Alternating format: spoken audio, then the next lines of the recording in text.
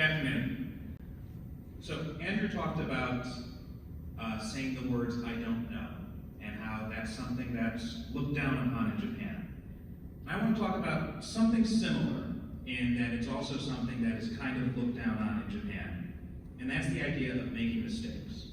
So first I'd like to open with this quote from a writer named Neil Gaiman.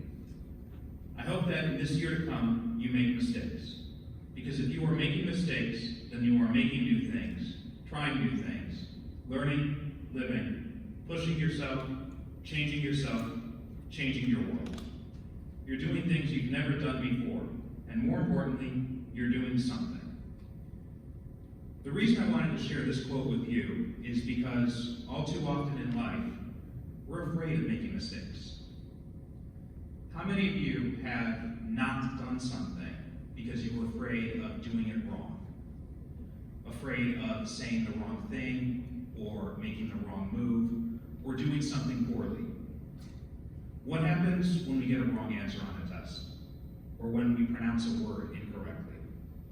Say the wrong word. We feel foolish. We feel inadequate. We feel stupid.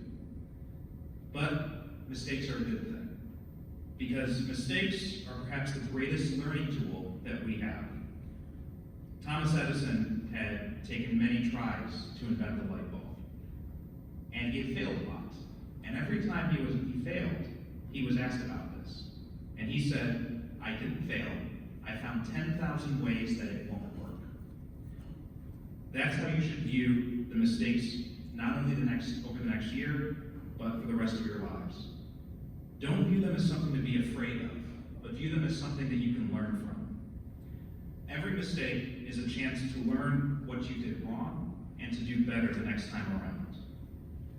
When you were children, you didn't learn to walk by studying for a test or listening to someone talk to you. You got up, you took a few steps, and you fell down. And then you got up and you tried again.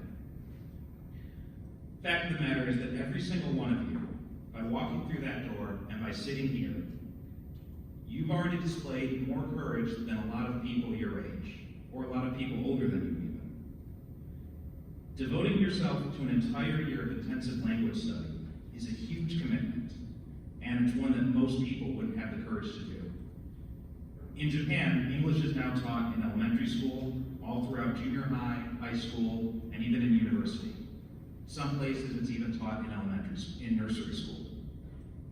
And yet, only less than 20% of the Japanese population speaks English, and the number who can speak it fluently, far lower.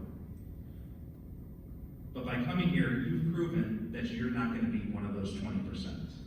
You've just accepted a responsibility, and a responsibility to improve over the next years.